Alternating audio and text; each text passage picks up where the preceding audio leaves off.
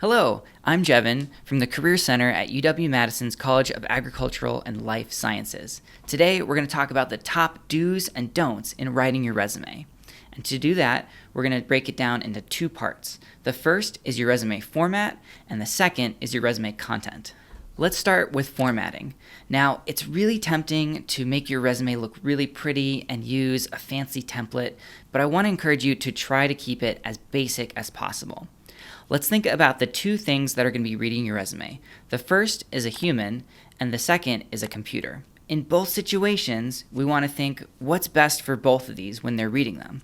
The computer needs things that are really basic and really easy to read, so no graphics, no fancy templates, and no columns.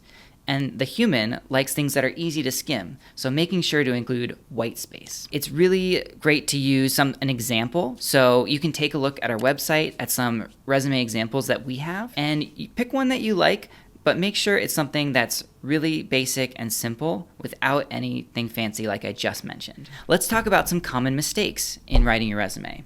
Make sure there's no spelling errors. This is really important because it shows an employer that you have good attention to detail. Make sure your fonts are consistent. This is also really helpful in reading and making it simple for a human to skim your resume. Make sure there are no personal pronouns, no I or me or we or us. Make sure there's enough white space so a human eye can easily skim between sections of your resume. And then finally, make sure your alignment is good. Oftentimes, I'll see people put their dates on the right side and they're not quite aligned. Again, this shows an employer that you have good attention to detail. Let's talk about content. This is probably where you're going to spend the bulk of your time working on your resume. And the most important thing in content is keywords. Now, keywords are common skills and responsibilities and qualifications for the job. And where do you get those? Well, they're right there in the job description. So we're going to pull words that are right in the job description and insert them into our resume to show that we're a good fit for this job. Now, let's practice pulling some keywords from an actual job description. So taking a look at this job description right here for company X, and I'm going to take a look at the objective, responsibilities, and requirements. So in this first section, the primary objective. That's a really important sentence, and I would include multiple words from that, such as production, quality control, documentation, and biochemical assay components. The Associate Scientist 1 manufacturing role, either independently or as a team, will be responsible for reagent production, quality control, dispensing, product stability testing, troubleshooting, documentation, and lab supply ordering. Right there is a whole list of responsibilities, and if you have done any of those, you want to make sure to highlight them in your resume and use that specific terminology that they use, even if you've said it slightly differently before. And it increases your likelihood of getting an interview if you use the job title in your resume. So for this example, I would want to include Associate Scientist 1 and Manufacturing in my resume to increase my likelihood of getting that interview. So we want to look at all of these keywords as a whole. You can eliminate redundant keywords, that's totally fine, but sort of look at the most common ones and think those are the most important ones that I want to make sure to include.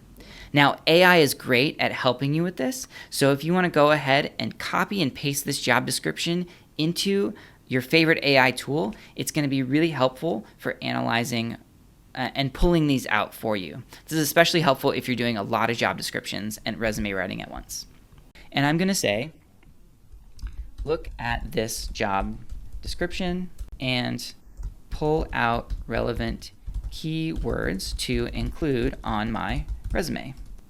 Very simple prompt. You don't have to get too fancy. It's going to analyze that job description and pull out the most important things that we should include. And this looks very similar to what we've highlighted. This is absolutely something that you can do on your own, or you can use AI to expedite the process for you. Now that we've gone over formatting and how to find keywords, we're going to talk about how to write amazing resume bullets. Now, the 3 things you need to know when you're writing resume bullets, and if you follow these 3, you're going to have a fantastic bullet, but those are: make sure you have strong action words, make sure you use numbers to tell your story, and make sure you lead with results, not tasks. Let's break down each of those. Strong action words, make sure you've got a great verb to start. Use AI to think of things. Use a thesaurus or synonyms. Make sure they're a variety. Don't say the same action word for each bullet. Next, numbers tell your story. What can you quantify? So we want to make sure to showcase your impact that you've had in this role, and the best way to do that is use numbers. Some ideas of things you could talk about are time. How much time did you spend on this? How much time did you save the company in doing this future times? Money, again, how much money did you save? How much money did you make? How much money did you manage? The team, what was the size of the team? What was your role on the team? And then the scope. What was the number of things you worked on? What were the results? What was the context? And then finally, we want to lead with results, not tasks. Our instinct when we're writing our resume bullets is to just describe what we did, but I want you to lead with what you accomplished. This is the most important thing and what somebody reading your resume really wants to see. What did you achieve in this bullet? And if you can try to make sure as many resume bullets as you can actually have an achievement in them, you're going to have a really strong resume. So I like to follow the formula: accomplished X by doing Y as measured by Z. So what did you accomplish? How did you do that? And then where can you quantify, either in the accomplishment or in the action, what can you quantify what you did? Now let's go through some specific examples of how to improve a okay resume bullet and make it an amazing resume bullet. So let's take a look at this sample resume and focusing in on this one experience of agronomy intern. I might change that and ask, how many plant samples did you process and what was the result of that? If I were to improve that, I would say accelerated plant sample processing by 30% by streamlining lab intake procedures and optimizing field collection for over 1,200 specimens.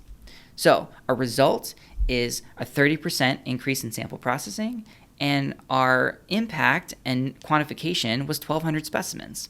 That's great. Someone now has more context about what we did. Here's a few questions I've found are helpful to ask yourself to guide where you can add more details.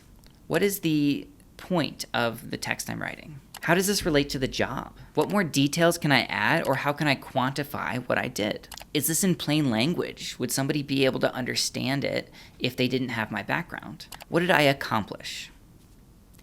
Use all of these questions to improve what you're saying in your bullets and really make sure that they showcase your impact. AI can also help you get some ideas on how to improve your resume bullets.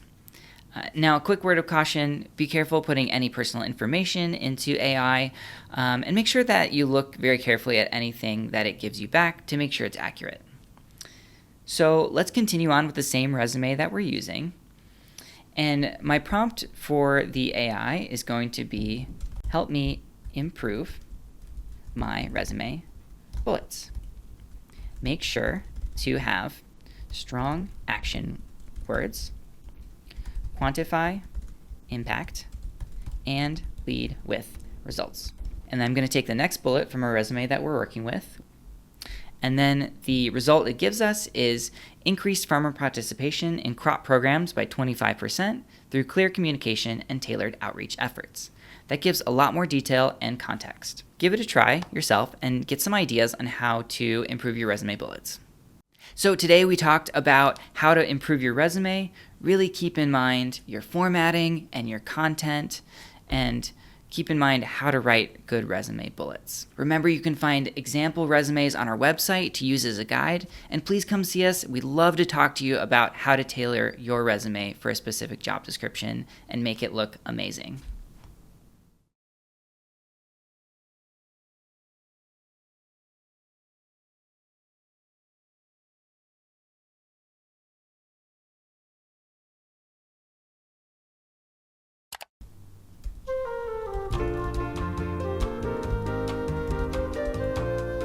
Do you want to do another take? I felt like a little bit resume formatting. I might